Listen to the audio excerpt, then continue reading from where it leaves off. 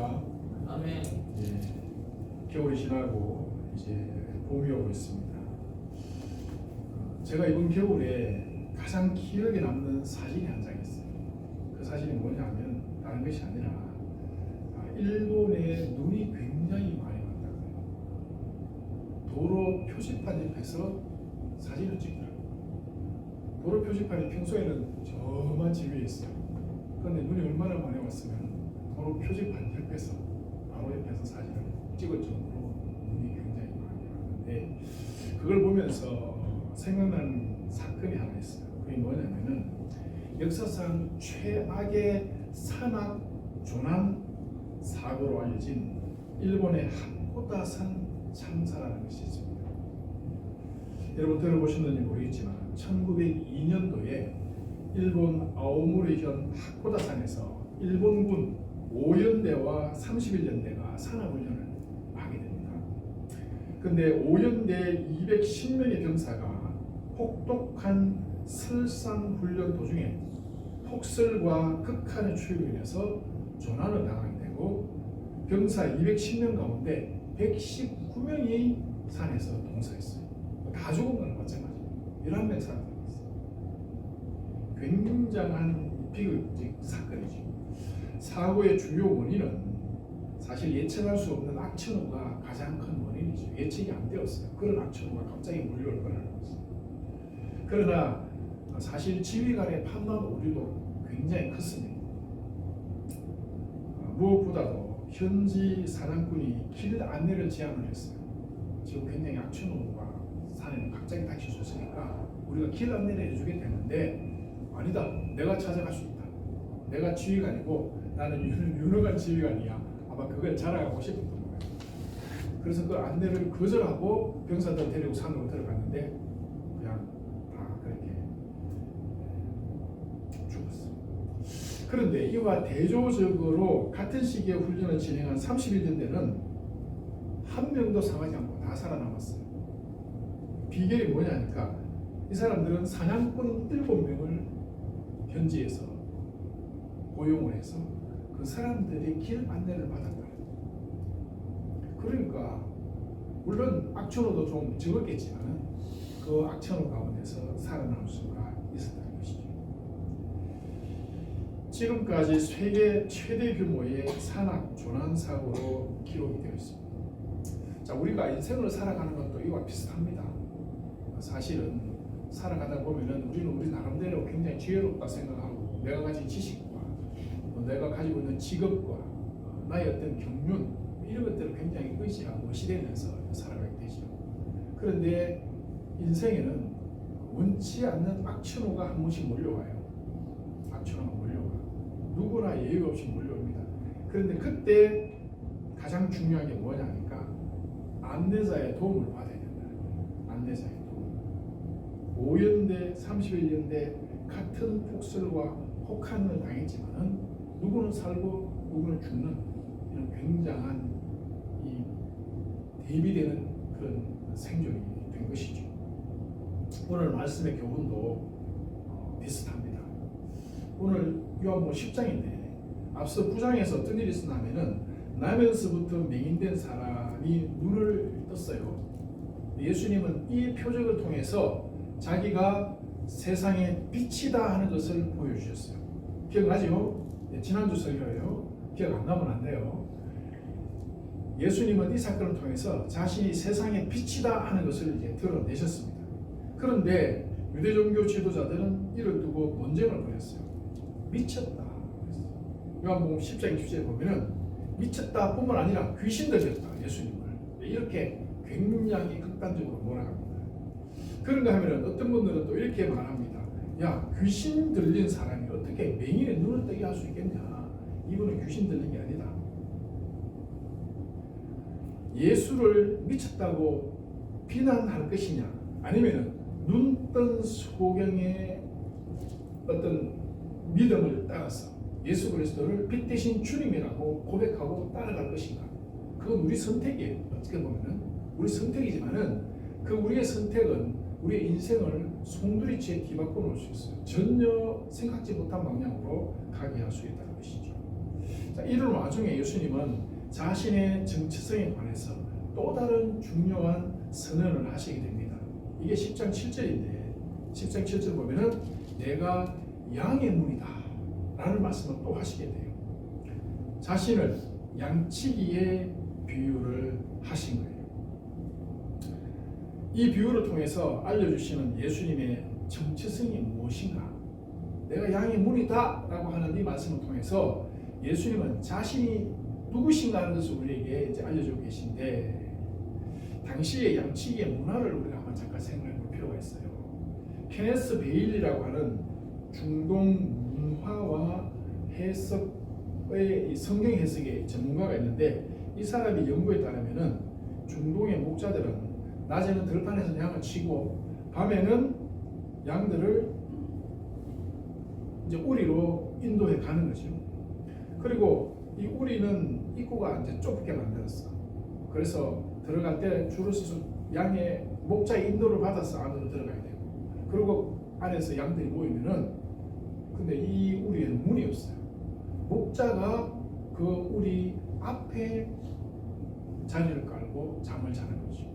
그러니까 이 목자가 인도자이면서 동시에 양들의 문으로서의 역할을 하는 거예요. 그래서 도둑이 오면은 막아주고, 늑대라든지 짐승이 오면은 막아주는 역할을 이 목자가 하게 되는 것입니다.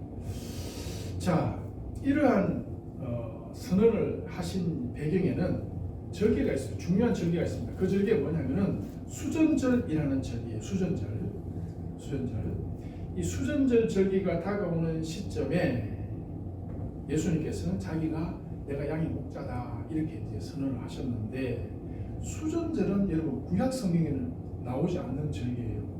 신구약 중간기를 거치면서 이 수전절이 생겨나게 되는데, 신구약 중간기 성경에 기록되지 않았던 그 시기에 어떤 일이 있었냐면은 이스라엘이 헬라의 속국이 됩니다. 헬라. 그러니까 마케도니아의 알렉산더 대왕이 동방원정을 해요. 그래서 전 세계 패권을 차지하게 되고, 그때 이스라엘도 헬라 제국의 지배하에 들어갑니다.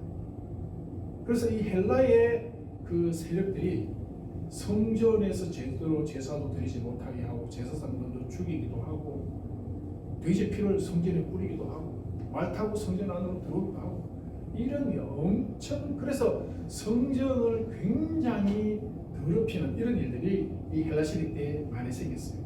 그런데 마카비라는 제사장 그룹, 그 가문에서 독립항쟁을 해가지고 잠시 헬라에서 이스라엘이 독립되는 시기가 있어요. 그리고 독립이 되면서 다시 성전, 더럽혀진 성전을 재건하게 되고, 성전을 회복시키는, 성전을 재봉헌한 그것을 기념해서 만든 절기가 수전절이라는 거예요. 그러니까 성전의 정결과 성전의 재봉헌이라는 어떤 그런 날이 수전절인데, 그 수전절을 앞두고 예수님은 자기가 양의 문이다 이렇게 말씀하셨죠. 양의 문이다 이걸로만 끝내지 않고 이어서 하시는 말씀이 나로 말미암아 들어가면 구원을 받는다. 나로 말미암아 들어가면 구원받는다. 그리고 들어가면 나오며 꿀을 얻을 것이다. 내가 온 것은 양으로 생명을 얻게 하고 더 풍성히 얻게 하려는 것이다. 양떼들의 목자의 이미지와 성전의 이미지를 결합을 해서 예수님이 누구신가 하는 것을 지금 알려주시고자 하는 것이죠. 내가 양의 문이다. 이 문으로 들어오면 너희들은 생명을 얻을 수 있다. 그래서 유대인들은 이 문으로 들어가면 생명을 얻는 문은 성전 문밖에 없어요. 유대인들이 생각하는 문, 성전으로 들어가면은 그 안에 누가 계세요? 여호와 하나님이 그 성전 안에 임재해 계시거든요.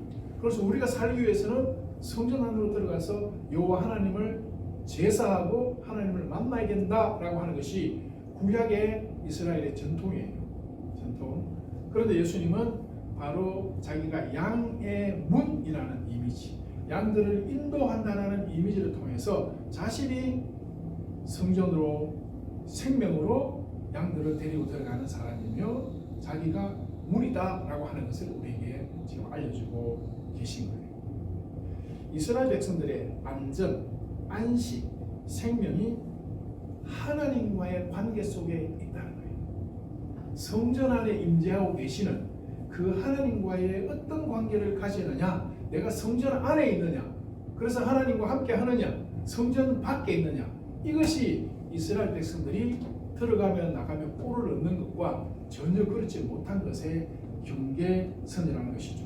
자, 이제 성전 안에서 하나님과 함께 있는 것과 성전 바깥에 있는 것의 차이가 뭔가 하는 것을 한번 살펴보면 좋겠어요. 첫 번째는 보호입니다. 보호. 성전과 제단 안에서 경배하는 자들을 청량하되 성전 바깥 마당을 청량하지 말고 그냥 두라. 이방인들에게 짓밟히도록 그냥 두라 그랬어요. 계시록에 보면은 이방인들, 다시 말해서 교회를 박해하는 세력들이 나타나게 될 건데, 이 세력들이 나타났을 때 성전 안에서 경배하는 자들은 청량하라, 다시 말해서 보호하라 이렇게 말씀하시고, 성전 바깥에 있는 자들은 내버려놔. 그래서 짓밟히도록 하나님께서 내버려놓아라, 이런 의미예요. 그래서 이 성전 안과 밖은 보호를 받느냐, 하나님의 보호를 받느냐 받지 못하느냐 하는 그런 기준이 된다는 것이죠. 또 하나는 소유입니다. 소유. 자, 우리가 잘 아는 이사야서 본문이죠. 여기 보면 야곱아 너를 창조하신 여호와께서 지금 말하느니라, 이스라엘아 너를 지으신 이가 말씀하느니라, 너는 뭐하지 마라? 두려워하지 마라. 두려워하지 마라. 내가 너를 구속하였고 내가 너를 지명하여 불렀나니 너는 누구시다? 내 것이라는 거죠. 내 것이다. 이건 완전한 책임이잖아요. 네. 책임이에요. 책임지고 내가 너를 챙기고 보호하고 도와주겠다는 것이지. 두려워하지 마라. 누구에게 말하는 거예요? 성전 밖에 있는 사람? 우리 밖에 있는 사람은 이게 해당 사항이 없어요. 성전 안에 하나님과 함께하는 사람, 문으로 들어와서 하나님과 함께 거하는 그들에게 하나님이 하시는 말씀이 너는 나의 소유다는 것이죠. 자, 그 다음에 공급의 문제가 있습니다. 요한복음 15장 7절에 너희가 내 안에 거하고 내 말에 너희 안에 거하면 무엇이든지 원하는 대로 구하라. 그래 하면 이루리라. 분명히 말씀하셨어요. 자, 물론 이 말씀 우리가 현실에서 아무리 기도해도 하나님 안 들어주던데 하면은 제가 여러분들에게 할 말이 많아져요. 여러분, 하나님께서는 분명히 우리에게 약속하신 것들은 일단은 분명히 하나님의 뜻 가운데서 이루신 겁니다. 예, 나의 기준이 아니라 하나님의 기준이었어요. 하나님의 기준이었어요. 우리는 뭐가 정말 나한테 궁극적으로 좋은 건지, 그죠? 나한테 정말 미래적으로 좋은 건지 잘 몰라요. 지금 당장 눈앞에 있는 것 가지고 막 판단하게 되고 실망하고 낙심하기도 하고 좋아하기도 하고, 지금 당장 막 좋아가지고 잡았는데 그게 사실은 나를 찌르는 가시가 될 수 있는 것이에요. 궁극적으로 아시는 분은 하나님이세요. 이제 우리가 하나님을 인정한다면 이걸 인정해야 돼. 병원에 입원해서 하나님이 나를 보호하여 주신다면 내가 왜 병원에 입원했을까 하고 여러분들이 만약에 병원에 들어오면서 하나님을 한탄하고 탄식하면은 이 지금 하나님이 여러분들을 병원으로 특별히 지금 부르신 이유를 여러분들이 지금 잊어버리는 거예요. 병원으로 불렀을 때는 하나님이 나를 병원으로 왜 불렀을까? 아마 더 큰 은혜를 주시려고, 더 온전한 것을 나에게 주시려고 불렀을 것이다. 이렇게 믿는 것이 그것이 맞습니다. 하나님은 내가 생각하지 못한 것까지 공급하십니다, 여러분. 아시겠죠? 그러니까 원망하지 말고 한번 우리가 믿고 따라가보자 하는 것이고, 그 다음에 성전 안에 있는 자들과 밖에 있는 자의 차이가 뭐냐? 안전이에요. 안전. 여호와는 나의 피난처시라. 여호와가 나의 피난처시라. 우리 바깥에 있으면 양들이 불안할 수밖에 없고 늑대가 와서 언제 물어가도 이게 뭐 할 말이 없어요. 그러나 우리 안에만 들어오면은 하나님께서 문이 되어 주시고 울타리가 되어 주시기 때문에 보호하신다는 거예요. 보호하신다. 화가 내게 미치지 못하며 재앙이 내 장막에 가까이 오지 못하니 천사를 명해서 내 모든 길에서 너를 지키게 하시리라. 이 말씀을 우리가 기억해야 돼요. 성전 안에 들어와서 하나님과 함께 거하는 자에게 주시는 이 축복. 예? 내가 사자와 독사를 밟으며 젊은 사자와 뱀을 발로 누르리로다. 이 영적인 어떤 강력한 보호를 말씀하고 계십니다. 요한복음 10장 9절에도 누구든지 나로 말미암아 들어가면 받고 나오면 오를 얻는다. 앞서 말씀드린 이 말씀, 앞서들 말씀드린 이 모든 것들이 사실은 구약에서 그리스도 안에 있는 하나님 안에 있는 자들에게 주시는 복인데, 이 복이 이제 신약 시대로 들어오면서 예수 그리스도께서 내가 그 성전으로 들어가는 문이다 하시면서 예수님이 이루신다는 것이죠. 이 말씀은 사실은 구약의 언약적 축복의 모든 것이 여기 다 들어있습니다. 내가 내 하나님 여호와의 말씀을 삼가 듣고 내가 오늘 내게 명령하는 그의 모든 명령을 지켜 행하면 이 양의 문으로 들어가는 거지. 말씀을 양이 인도에 가는 것을 따라가는 거예요. 말씀을 듣고 행하는 것이, 양의 목자의 말씀을 듣고 우리로 들어가면은 성읍에서도 복을 받고 들에서도 복을 받을 것이며, 그리고 맨 마지막에 들어와도 복을 받고 나가도 복을 받을 것이다. 이 말씀이 오늘 예수님께서 양의 문으로 들어오는 자에게 주시는 이 말씀과 같은 말씀. 따라서 구약의 모든 하나님의 은혜는 예수 그리스도를 통해서 성취되어진다 하는 것이죠. 특별히 여러분 1장 마지막에 우리가 요한복음 봤을 때에 거기에 어떤 환상이 나타나는, 어떤 환상을 너희들이 보게 될 것이다 그랬습니까? 나다니엘에게 하늘과 땅을 잇는 사닥다리가, 그 사닥다리 위로 천사들이 오르락 내리락 하는 것을 너희들이 볼 거다, 그렇게 말씀하셨죠. 이건 창세기 28장 12절에 야곱의 꿈에 나타났던 그 환상이에요. 그 환상. 그래서 하늘과 땅을 잇는 그 연결자가 누구냐? 바로 예수님. 자기 자신 십자가를 통해서 내가 그렇게 하는 표적을 너희들이 나중에 보게 될 거다. 그러거든 내가 누군지 진짜 확실히 그때 믿고 나를 영접하라. 그럼 너희들에게 구원이 있을 것이다. 이제 그거잖아요. 자, 이 말씀 가운데 야곱이 28장 7절에서 이런 말을 합니다. 이곳이요, 이곳은 하나님의 집이요. 자, 베델을 말하는 거죠. 거기서 보니까 사다리가 있고 오르락 내리락 하고 하니까, 야, 여기가 하나님의 집이구나 하면서 하는 말이 하늘의 문이요 라는 말이에요. 하나님의 집이며 하늘의 문이다. 그런데 이 하늘의 문이라고 하면서 하는 말씀이 뭐냐면은 모든 족속에게 복을 주시는 문이에요. 이 문이 너로 말미암아서, 그렇죠? 너로 말미암아서 세상의 모든 족속이 복을 받을 것이다 라고 말씀했죠. 그 통로가 야곱이고 그 통로가 이스라엘이고 결국은 그 통로가 예수 그리스도 그분이시다. 그래서 창세기에서 보여줬던 그 환상, 요한복음 1장 마지막에서 보여줬던 그 환상을 이루시는 분이 예수님이시죠. 예수님을 통해서 모든 족속이 구원받을 것이다. 그러면서 이 문으로 들어오는 자들에게 이렇게 얘기되는 거예요. 자, 사랑하는 여러분, 문 밖과 문 안은 이렇게나 다릅니다. 여러분 그 문 안으로 들어가시겠어요? 아니면 바깥에 계속 놀고 계시겠어요? 네? 문 안으로 들어가기 싫은 사람 손 들어보세요. 문 안으로 들어가시, 나는 그래도 거기 들어가기 싫다, 그런 사람 없죠. 문 안으로 들어가셔야 돼요. 예수 그리스도를 통해서 하나님 앞으로 가서 주님과 함께 거해야 돼요. 자, 요한계시록, 여러분 요한계시록 하면은 이상하게 생각하는 사람이 있는데, 요한계시록은 제5의 복음서입니다. 성경의 결론이에요. 사탄의 패망과 그리스도의 승리가 요한계시록에 있어요. 요한계시록 우리가 잘 알아야 돼요. 그 요한계시록에 보면은 새 하늘과 새 땅이 하늘에서 내려오죠. 새 예루살렘이, 거기에 성전이 있다 그랬어요, 없다 그랬어요? 성전이 없어요. 거기는. 왜냐하면 완성된 성전이야. 그래서 눈에 보이는 유형의 성전은 없어요. 왜 성전이 없는 줄 알아요? 그 자체가 성전이에요. 그 자체가. 새 예루살렘 그 자체가 성전이야. 거기에 하나님이 계시고 예수님이 계시고 구원받은 백성들이 함께 하나님과 거기 있기 때문에 하나님과 함께 하는 곳이 성전이거든요. 아시겠죠? 그래서 우리가 예수 그리스도를 통해서 들어가는 그곳이 곧 새 하늘과 새 땅이고, 그래서 우리가 이제 교회 공동체, 예수 믿는 자들이 교회 공동체를 이루고 모여 있잖아요.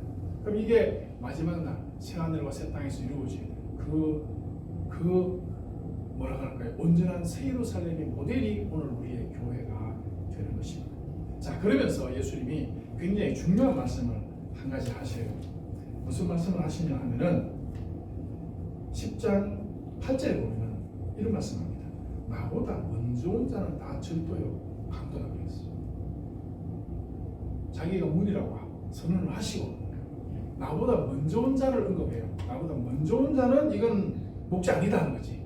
목자처럼 왔지만은 이건 목자가 아니고 사실은 강도고 절도다. 나보다 먼저 온 자가 뭘 의미할까요? 나보다 먼저 온 자. 문인 것처럼 왔어. 문이 아닌데. 진짜 문은, 유일한 문은 예수님이신데 문인 행세를 했어요. 가짜 문이야, 가짜 문. 뭐겠어요? 타락한 유대 종교를 말하는 유대 종교. 하나님의 율법을 왜곡시켜가지고 이스라엘 백성들을 옥죄고 이스라엘 백성들을 괴롭혔던 유대 종교. 하나님 만들어 놓으신 그 거룩한 제사 제도를 악용을 하고 예수님 오시기 전에는 어쩔 수 없이 이것들이 문일 수밖에 없어요. 문일 수밖에 없었어요. 이 한우카, 이 수전절은 성전이 정결해진 날을 기념한다 그랬죠. 예, 성전이 정결해진 날을 기념하는 절기에 예수님은 내가 문이야, 나보다 먼저 온 자들은 다 가짜야 라고 말씀하신 것은 예수님 자신이 바로 그 한우카의 성전 정결의 그 어떤 정신을 성취하신 분이라는 사실, 내가 참 성전이다 라고 하는 것을 드러내시는 선언이에요. 유대 종교가 율법주의와 인간의 전통 이런 걸로 인해서 사실 율법 자체는 하나님께서 만들어 놓으신 좋은 거예요. 이스라엘 백성과 언약을 맺으시고 이스라엘 백성을 언약 백성 삼으시고 그 다음에 언약의 백성들은 이렇게 살아야 돼 라고 하나님께서 주신 그런 이스라엘 백성과 하나님 사이에 언약 문서가 율법인데 정말 이스라엘 백성들에게 비치고 그리고 그 율법을 통해서 예수님 오시기 전에는 그 율법을 통해서 하나님 앞으로 가는 거예요. 이스라엘 백성들이. 그런데 그 율법의 그 통로를 유대 종교가 왜곡시켜. 비록 헬라의 통치에서 벗어나서 정결하게 한다고 했지만은 그것을 형식적으로 그냥 정결하게 하는 것일 뿐 참으로 정결하게 되지는 않았어요. 계속해서 그 유대 종교의 횡포와 잘못되어진 율법 이런 것들이 백성들에게 성전 안으로 들어가는 것을 방해하고 있었어요. 그러니까 예수님께서 그것들은 먼저 온 것들은 다 절도, 강도다. 내가 참 유일한 문이다. 이렇게 선언을 하신 거예요. 아시겠어요? 유대 종교, 예수님이 세상에 우리 신약 성경을 딱 열면은 유대주의자들의 어떤 잘못되어진 율법들이 얼마나 많은 것들이 백성들을 옥죄고 있는 것을 보게 됩니다. 그래서 예수님은 이 타락한 고장난 문 그것들에 대해서 질책하시고 자신이 온전한 새로운 문이라는 것을 드러내셨죠. 미가서 3장 11절에 가보면은 그들의 지도자들은 뇌물을 받고 재판하며 제사장들은 돈을 받고 교훈하며 이게 유대 종교의 타락한 상황이에요. 인본주의화가 되어졌어요. 율법주의가 이상하게 변질돼가지고 우상을 섬겨요. 자 보세요. 지도자들은 뇌물을 받고 재판하고 제사장들, 종교 지도자들은 돈을 받고 교훈한다. 자, 참 이런 말을 들으면 이 목사로서 마음이 팍팍 찔려요. 팍팍 찔려. 섬뜩섬뜩합니다. 지금도 사실은 어떻게 보면은 그 시대와 다르지 않는 어떤 그런 모습들이 많이 있거든. 그 시대 목사님들이 이 목사들 보고 하는 얘기예요. 사실은 제사장들이 사실은 가장 심각한 타락은 제사장들의 타락입니다. 제사장들이 타락하니까 성전 제도가 타락이 되고 율법도 타락시키고 결국 자기들 중심으로 자기들이 하나님 되어가지고 지금 그래서 이제 우리가 종교개혁을 했죠. 그런데도 지금도 여전히 개혁되어져야 된다는 것이죠. 그리고 지금 한국교회는 심각하게 이 개혁의 필요가 지금 대두되어 있잖아요. 큰 교회들 조금이라도 넉넉하게 좀 재정이 돌아간다 싶은 교회들 보면은 사실 들여내놓고 재정을 밝히지 못할 정도로 이상하게 왜곡되어지는 것을 봅니다. 요한복음 9장 보세요. 맹인 사건을 잠깐 보세요. 그는 예수님 덕분에 빛을 보았어요. 지난주도 말씀드렸지만은 평생 빛을 보지 못했던 맹인이 빛을 봤어. 야, 한마디로 원더풀이죠. 야, 세상이 이렇게 생겼구나. 야, 세상이 이렇게 생겼구나. 그러면 유대 종교 지도자들이 정상적인 사람이라면 그 사람을 어떻게 해야 되겠어요? 축하해줘야 되겠죠. 야, 정말 축하한다. 당신의 눈을 뜨게 되었고 하나님께 정말 이 놀라운 이 은혜 정말 감사하다. 이렇게 가야 되는데 이 사람 안식일에 눈 떴다고 이제 그거 가지고 시비를 하는. 보세요. 왜곡되어도 이렇게 왜곡됐어요. 완전히 율법의 기본 정신이 하나님의 사랑이고 이웃 사랑이에요. 사랑이잖아요. 사랑은 없어요. 없고 그냥 율법의 잣대로 야, 왜 너 안식일 날 눈을 떴어? 다시 눈 감아! 뭐 이런 거예요. 뜨지 마! 이러고 있는 거예요. 참.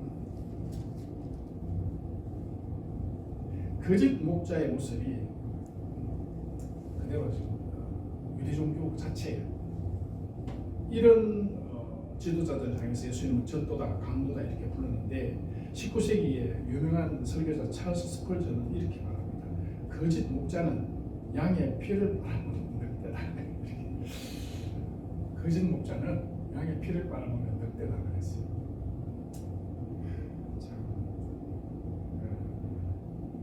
그 양을 지켜야 할 자가 양을 해친다면 그보다 더 큰 배신이 어디 있겠습니까? 근데 유대 종교는 그렇게 해왔어요. 문인 척 하면서 성전 문 앞에 딱 서가지고 자기도 들어가지 않고 들어가려고 하는 양들도 못 들어가게 가로막는. 그 예수님 그렇게 말씀하신 거예요. 요즘 우리가 기복신앙들 잘못 가르치는 게 있잖아요. 기복신앙 이 전부 다 사실은 이 잘못된 거예요. 잘못된 문이야. 기복신앙. 제가 전에 그런 말씀 한번 드린 적 있잖아요. 제가 잠깐 협동목사로 잠깐 있었던 교회가 있어요. 그 교회에 임직식이 있었는데 그 교단의 총회장이라는 사람이 임직식 축하 메시지 전화를 왔어요. 그 교회에. 근데 마침 젊은 분이 한 분 장로님이 됐거든. 근데 이분이 축사를 하면서 젊은 사람이 장로님이 되었네. 돈 많은가 봐. 헌금 많이 했는가 봐. 이러고 있더라고. 그래서 제가 뒤에 앉아 들으면서 야, 도대체 저걸 축사라고 하고 있나? 무슨 생각을 하고 있는 거야 지금 도대체? 충격이죠. 이런 어떤 소위 그런 목사님들, 정치하는 목사님들, 이분도 굉장히 큰 교회 목사, 텔레비전에도 자주 나오고 이름 제가 딱 얘기하면 여러분들 바로 아는 사람이에요. 차마 얘기를 못하겠지만 그런 사람들이 뭐 총회장하고 이 총회장이라는 게 전부 다 사실 정치거든. 끼리끼리 편 만들어가지고 서로 밀어주고 땡겨주고 이런 식으로 해가지고 다 하다가 보니까 우리가 봤을 때는 진짜 평균도 안 되는 영적 수준을 가진 사람이 그러고 있다고. 여러분 어떻게 생각합니까? 교회에서 여러분들 장로 뽑고 권사 핏대 이런 할 때도 뭘 보고 뽑아야 되겠어요? 남편 직업이 뭐고 부인이 누구 이런 것을 보면 안 돼요. 정말 저분이 하나님의 교회를 제대로 섬길 수 있겠는가? 뽑을 만한 사람은 우선 뽑지 마세요. 그냥 표도 안 하면 되지. 괜히 뚱뚱한 사람 뽑아가지고 교회가 얼마나 힘들어지고 영적으로 피폐해집니까? 하나님 예수 믿으면 부자 된다. 이 말은요 맞기도 하지만 사실은 틀린 말이에요. 우리가 말하는 부자하고 하나님께서 100% 은혜 베풀어 주시는 부자하고는 전혀 다른 개념이에요. 당연히 하나님께서 물론 우리에게 물질적으로 채우시고 다 채우십니다. 그거 틀렸다는 말은 아닌데 예수 믿으면 부자 된다라고 얘기하는 이 자체는 틀렸어요. 만약에 여러분 우리 인간적으로 생각해서 예수 믿어서 물질적으로 부자 된다 그러면 제일 누가 부자가 되어야 되겠어요? 네? 누가 제일 부자가 되어야 되겠어요? 우리 중에 누가 제일 부자가 되어야 되죠? 제가 제일 부자가 되어야 되지. 제가 안 그래? 목사님들이 제일 부자가 되어야 되지. 근데 실제로 안 그렇잖아요. 실제로는 안 그렇습니다. 그게 하나님께서 잘못 가르친 것이 아니라 지금 우리가 신앙이 잘못된 생각을 가지고 있기 때문에 이런 것들이 다 뭐다? 이런 것들이 잘못된 문이야. 거짓 문이라는 거지. 거짓 문 얘기를 하는 것이죠. 예수님은 이런 거짓문을 책망하시면서 한우카 성전의 재봉헌, 성전의 정결이 무엇인가 하는 것을 지금 말씀하고 있는 거죠. 예수님만이 하나님께로 가는 유일한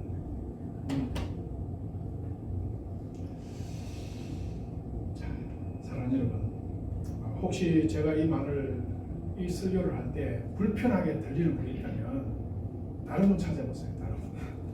아시겠죠? 제가 지금 하는 설교가 이런 불편하게 들리면 다른 분을 찾아보세요. 다른 분으로 가도 제가 뭐라고 안 할 테니까.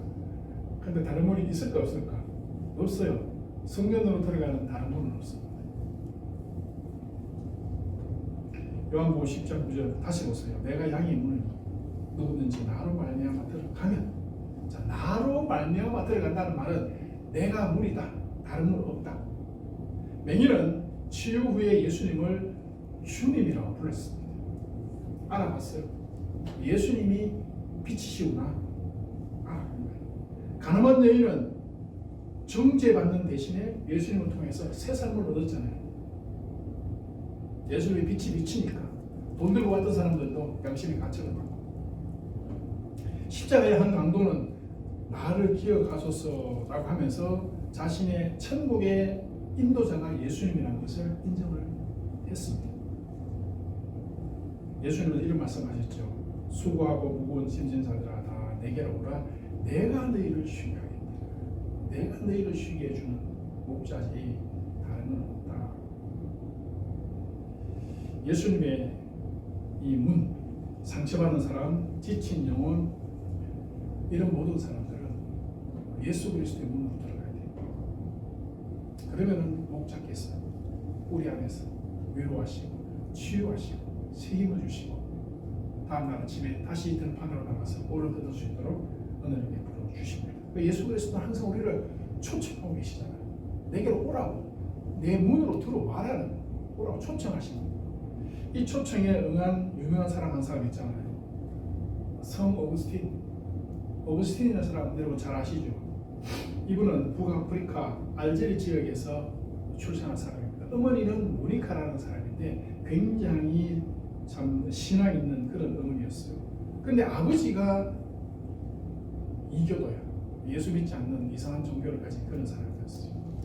그런데도 여기에서 태어난 이 어거스틴은 굉장히 뛰어난 어떤 지적 능력을 가지고 있었어요. 그리고 수사학자로서 성공적인 경력도 쌓고 철학이라든지 하여튼 이단 종교 이런 데도 굉장히 관심을 가졌어요. 기독교 신앙은 받아들이지 않았어요. 오랫동안 또 쾌락과 세속적인 욕망에 빠져가지고 그렇게 한때 방탕했던 사람이 이 사람입니다. 자, 그런데 어머니 모니카는 이 아들을 위해서 굉장히 기도를 많이 했어요. 어머니는 기도밖에 없다. 계속 아들을 위해서 기도를 했는데 어느 날 이 어거스틴이 밀라노의 주교 암브로스의 설교를 듣게 돼요. 그러면서 거기에 가서 설교를 한 번 듣고 두 번 듣고 하면서 성경의 어떤 터치를 살짝 느끼고 있는 그런 때가 조금씩 다가오고 있었죠. 자, 그러던 어느 날 들은 말씀을 묵상하면서 정원에 앉아 있었대요. 정원에 앉아 있는데 어린아이 목소리가 들려왔다는 거예요. 어린아이 목소리. 집어 들고 읽어라. 들고 읽어라. 어린아이가 들고 읽어라 하는 거예요. 그래서 가만히 생각해보니까 성경책을 읽으라나 보다 생각하고 성경을 그냥 이렇게 펼쳤어. 그냥 펼쳤는데 그 본문이 로마서 13장 13절부터 14절 이게 눈에 탁 들어갔대요. 다 같이 한번 읽어봅시다. 우리 다 같이 한번 읽어봐요. 방탕과 술 취함, 음란과 호색, 다툼과 시기로 밤을 보내지 말고 낮에와 같이 단정히 행하고 우리 주 예수 그리스도로 옷 입고 정욕을 위하여 육신의 일을 도모하지 말라. 이 말씀이 자기 성경책을 딱 펼쳤는데 이 로마서의 말씀이 딱 들어온 거죠. 굉장히 아마 충격적으로 받아들이셨을 거예요. 자기는 지금 쾌락과 세속적 욕망 또 방탕한 삶 가운데 푹 빠져가지고 있는데 갑자기 하나님께서 탁 주신 말씀이 자기의 저곡을 확 찌르는 이런 말씀이었죠. 이 순간 그는 변화되기 시작했어요. 드디어 양의 문 앞으로 한 발짝씩 들어가게 된 거죠. 그래서 후에 고백록에서 이렇게 썼어요. 주님, 당신께서 저를 변화시키셨습니다. 저는 더 이상 세상의 욕망을 갈구하지 않겠습니다. 당신이 저의 문이 되셨고 저는 그 문으로 들어가 구원을 받았습니다. 이렇게 기록을 했어요. 그리고 회심한 후에는 부활절날 암브로스 주교에게 세례도 받고 그의 유명한 저서 고백록, 하나님 도성 이런 신학적인 글작들을 많이 저술을 했죠. 자기 삶을 이렇게 고백했습니다. 늦게야 제가 당신을 사랑하게 되었습니다. 영원히 새롭고 오래된 아름다움이십니다. 당신이 저를 부르셨고 저의 귀머거리의 귀를 당신이 여셨습니다. 이렇게. 그러니까 이제 예수 그리스도의 문으로 들어서기 전에는 이 문이 어떤 문인지 모릅니다. 그러나 예수 안으로 들어와서 보면은 이 문이 얼마나 아름다운 문인가. 그래서 다시 계시록에 가보면 황금보석 꾸민 집, 우리가 흔히 말하는 하나님 나라. 그 하나님 나라가 황금보석이라 황금보석이 아니라 내가 하나님을 알고 하나님 은혜를 깨닫고 보면은 황금보석이 따로 없죠. 그렇습니다. 자, 마지막으로 한 말씀만 드리겠습니다. 목자들이 양을 칠 때 여러분 밤이 되면은 양들이 우리가 막 목자들마다 우리가 있는 게 아니고 큰 우리 하나 치워놓고 양들이 많이 들어와요. 이 양, 저 양, 이 목자 양, 저 목자 양 다 들어옵니다. 하루 저녁에 거기서 다 같이 자요. 그 다음 다음날 아침에 양을 데리고 나가야 되잖아. 양을 데리고 나가야 되는데 그걸 하나하나 자기 양 어떻게 구별하겠어요?